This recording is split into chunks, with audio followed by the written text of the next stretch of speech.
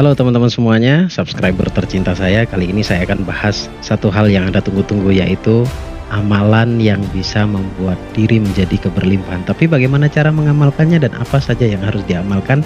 Simak video ini sampai selesai. Sebelum kita mulai materi dahsyat untuk kali ini, saya ingin informasikan buat kamu semuanya, penonton saya dimanapun Anda berada, yang ngerasa selama ini sudah praktek ilmunya, sudah detail juga, sudah dianggap menurut kamu dianggap sempurna, tetapi belum menemukan hasil yang baik atau belum sesuai target.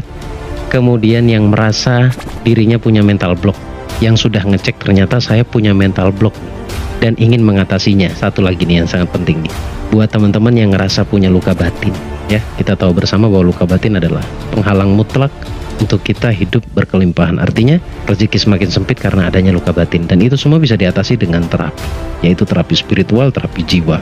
Untuk itu saya mengajak teman-teman semuanya untuk hadir di seminar yang akan saya adakan pada tanggal 4 Juni 2022, tepatnya di Yogyakarta di Ina Garuda Hotel. Untuk pendaftarannya kamu bisa langsung klik link yang ada di deskripsi. Jangan lupa klik tombol subscribe-nya yang merah, kemudian di sebelahnya juga ada tombol lonceng. Itu adalah tombol notifikasi agar kalian dapat pemberitahuan atau notifikasi ketika saya update video terbaru seperti malam ini. Assalamualaikum warahmatullahi wabarakatuh. Balik lagi bersama saya di sini, Bagus Baraja, di channel Gus Baraja. Channel edukasi, channel motivasi, channel pengembangan diri. Dan di channel ini kamu akan belajar banyak tentang law of attraction, hukum tarik menarik, yang saya kemas dengan satu istilah yang sangat menarik, yaitu rahasia keajaiban doa. Baik teman-teman semuanya, senang sekali bisa terus berjumpa dengan Anda, meskipun dalam bentuk silaturahmi secara online atau dalam bentuk video seperti ini. Tapi insya Allah manfaatnya akan sampai kepada siapapun Anda yang sedang menonton kali ini. Baik, seperti yang saya janjikan tadi, saya ingin bahas satu hal, yaitu tentang amalan. Banyak pertanyaan, kenapa amalan kita selama ini, mungkin ada beberapa orang atau kamu yang nonton saat ini ngerasa amalannya seakan-akan tidak terrealisasi, seakan-akan tidak membawa manfaat atau tidak membawa dampak yang positif untuk Anda. Jadi kalau bicara tentang amalan, itu sebenarnya syarat utamanya adalah harus berguru, harus ada gurunya. Karena ketika kita belajar pada satu hal tetapi tidak ada pembimbing atau tidak ada gurunya, maka sejatinya kita sedang berguru kepada syaitan. Ini celakanya orang ketika punya amalan, ketika ada pertanyaan itu dinalar sendiri, diasumsikan sendiri tanpa harus merujuk kepada gurunya. Semestinya kita harus punya satu pembimbing yang bisa menjawab pertanyaan kita. Jadi itu pentingnya. Sebenarnya kalau bicara amalan, tidak ada amalan yang salah. Sekali lagi, tidak ada amalan yang salah. Tetapi cara pandang kita terhadap amalan tersebut yang terkesan menjadi salah, sehingga tidak membawa dampak yang positif untuk kita. Kadang-kadang malah ada yang beranggapan amalannya membuat semakin bingung dirinya. Nah, lantas apakah harus ditinggalkan amalannya? Menurut saya tidak perlu ditinggalkan. Hanya saja Anda harus benar-benar memahami sebenarnya amalan itu untuk apa gitu. Yang Anda amalkan itu untuk apa? Saya berulang mengatakan bahwasanya semuanya itu tergantung pada pola pikir kita masing-masing. Nah, saya akan menjelaskan amalan itu mestinya harus seperti apa sih? Mestinya harus bagaimana cara mengamalkannya. Saya akan tunjukkan, saya akan buka paradigma Anda bahwasanya amalan itu tidak hanya tentang zikir, wirid, dan lain-lain. Itu sebuah amalan bil lisan. Tetapi kalau amalan yang Anda baca, Anda sendiri tidak mengerti amalan tersebut untuk apa, nah ini yang akan menjadi masalah. Kalau ada seseorang memberikan amalan, Anda langsung mengamalkannya, saya yakin yang hanya akan Anda dapatkan, ya kalau gurunya tidak bisa menjelaskan loh ya, yang akan Anda dapatkan pastilah kebingungan, bingung. Pada akhirnya tidak sedikit orang yang punya amalan, pikirannya sedikit terganggu. Kenapa? Itu sebabnya sederhana. Menurut saya sebabnya hanya satu. Karena ada beberapa pertanyaan, bahkan ada pertanyaan yang tidak mampu dinalar sendiri, sehingga ketika Anda menalarnya sendiri, setan ikut campur di sana. Ya, setan ikut campur di sana, atau egomu ikut campur di sana. Akhirnya ada niat yang tidak benar di dalamnya. Sederhana sebenarnya teman-teman. Jadi kalau kamu misalkan punya satu amalan, kamu harus tahu amalan kamu itu apa artinya dan untuk apa amalan tersebut. Dan ketika menemukan pertanyaan di perjalanan, kamu harus bisa merujukkan pertanyaan kamu itu atau merujukkan amalanmu itu kepada satu guru, sehingga guru tersebut bisa menjawab. Nah, itu pentingnya sebuah baiat, pentingnya sebuah ijazah seperti itu ya. Jadi pertalian keguruan atau pertanggungjawaban keilmuan itu jelas arahnya, sanadnya jelas. Tetapi dalam hal ini, di video kali ini, saya akan kupas secara keilmuan. Secara keilmuan agar Anda yang merasa punya amalan saat ini tidak bingung gitu ya. Nah, pertama fasenya seperti yang saya jelaskan tadi, kamu harus tahu dulu amalan itu artinya apa. Yang kamu baca itu apa.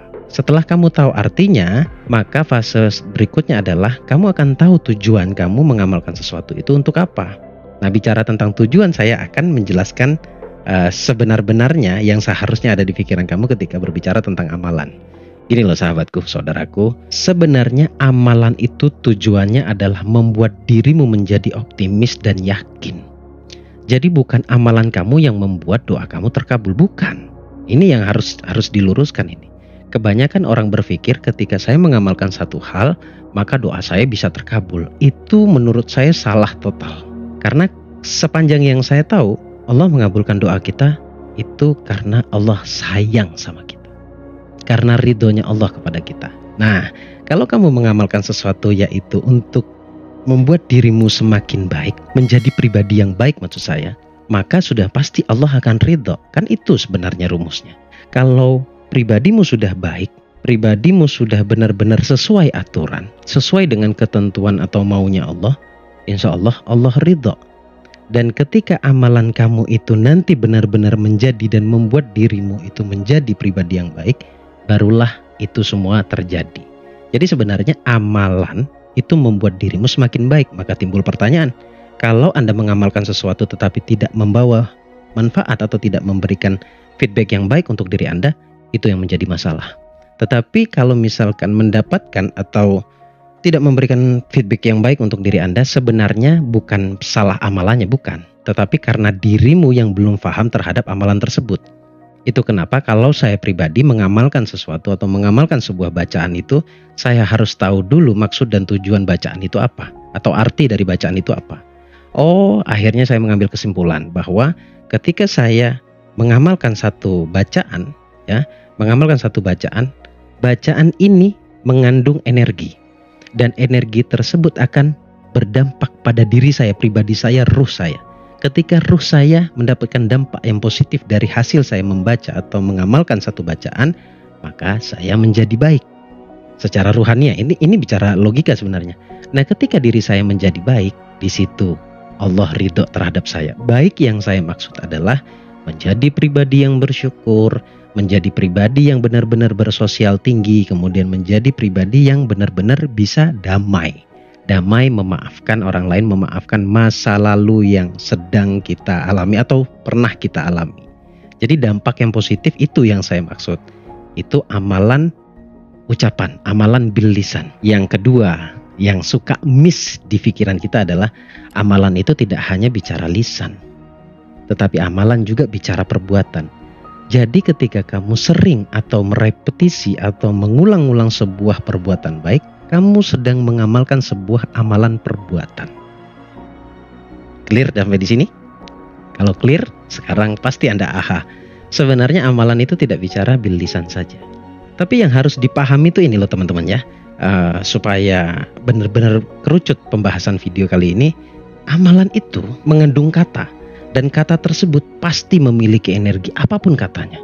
Lebih-lebih kalimat-kalimat ilahi. Lebih-lebih kalimat-kalimat yang benar-benar kalimat thayyibah, kalimat kebaikan. Atau Asmaul Husna misalkan, itu nama atau kata sifat dari Allah. Ya, sandangan Allah. Jadi itu sudah jelas memiliki energi. Dan energi tersebut yang akan membawa feedback kepada diri Anda. Seperti yang saya jelaskan tadi. Tetapi yang tidak kalah pentingnya adalah amalan perbuatan. Tidak melulu bicara tentang lisan, tapi bicara tentang perbuatan. Justru perbuatan ini yang akan membawa feedback, membawa dampak yang sangat positif untuk diri kita. Jadi kalau kita melakukan sesuatu yang positif.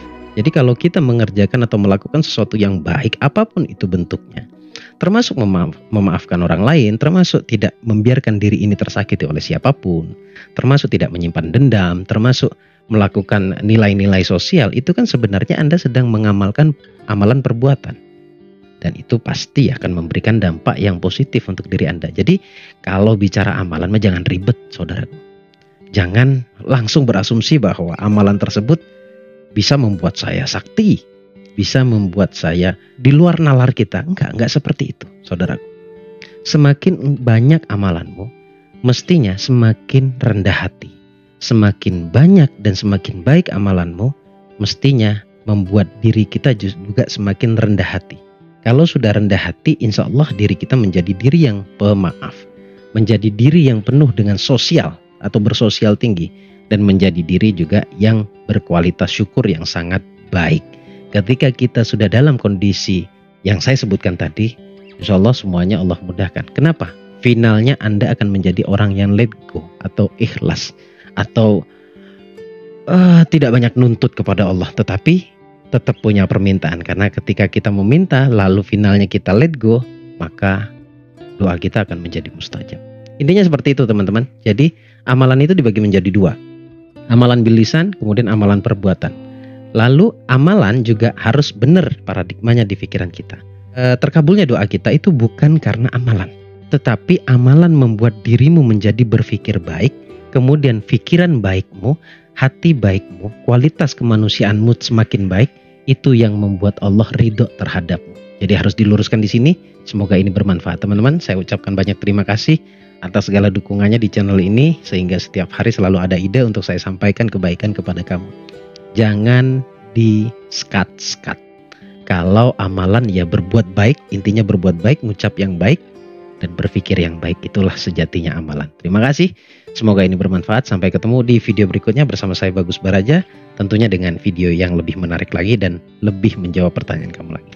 Saya Bagus Baraja. Al-Fakir Ad-Dhaifillah. Assalamualaikum warahmatullahi wabarakatuh.